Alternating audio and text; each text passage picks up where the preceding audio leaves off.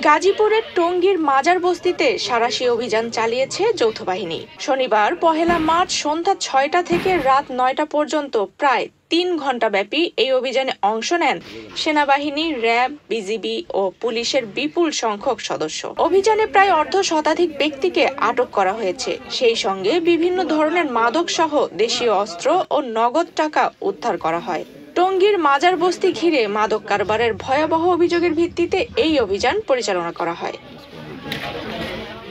স্থানীয়রা জানান, দীর্ঘদিন ধরে প্রায় প্রকাশ্যেই বস্তিটিতে মাদক কারবার চলে আসছে। বস্তিতে ছোট ছোট অসংখ্য ঘর বানিয়ে সেখানেই চলে মাদক বিক্রি ও সেবন। পরিবহন শ্রমিকরাই এই স্পটের মূল ক্রেতা।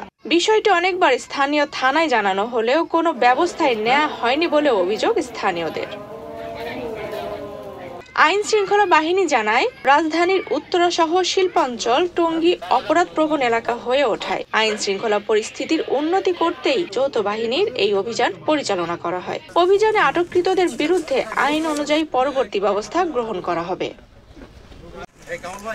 অভিযান শেষে গাজীপুর জেলা প্রশাসনের সিনিয়র সহকারী কমিশনার ও নির্বাহী ম্যাজিস্ট্রেট মোহাম্মদ রায়হানুল ইসলাম সাংবাদিকদের বলেন, মাজার বস্তি এলাকাটির অনেকেই অত্যন্ত সন্ত্রাসী কর্মকাণ্ড, ছিনতাই, রাহাজানিতে জড়িত। সুনির্দিষ্ট তথ্যের ভিত্তিতে এই অভিযান পরিচালনা করা হয়েছে।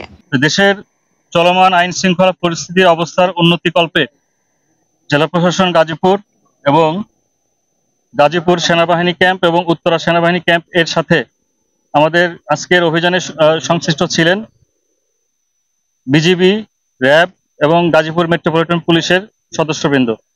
আমাদের আজকের এই যৌথ বাহিনী অভিযানে আপনারা জানেন যে মাজার বস্তি যে এলাকা, এটি অত্যন্ত সন্ত্রাসী কর্মকাণ্ড এবং ছিনতাই, রাহাজানিতে এইসব এলাকার মানুষজন জড়িত এবং সুনির্দিষ্ট তথ্যের ভিত্তিতে আমরা আজকে এই অভিযানটি পরিচালনা করি। আমরা বেশ কিছু বিভিন্ন ধরনের মাদকদ্রব্য এবং উদ্ধার করেছি এবং সেই সাথে দেশীয় অস্ত্রশস্ত্র যেগুলো সন্ত্রাসী কর্মকাণ্ডের সাথে ব্যবহৃত হয় এবং সংশ্লিষ্ট চিহ্নিত বেশ কিছু সন্ত্রাসী এবং আমাদের মাদক সেবী, মাদক ব্যবসায়ী এই সংশ্লিষ্ট আমরা লোকজনকে আটক করেছি এবং আমাদের বেশ কিছু মাদকদ্রব্য সহ যে দেশীয় অস্ত্রশস্ত্র আমরা আজকে জব্দ করেছি সেগুলোর আমরা আইনগতভাবে নিষ্পত্তি করব এবং আমাদের এই অভিযানটি আমরা আশা করছি যে সামনে যে রমজান মাস এবং এই রমজান মাসের এই এলাকার আইন শৃঙ্খলা পরিস্থিতি অনেকাংশেই অবনতি হতো বলে আমাদের ধারণা ছিল।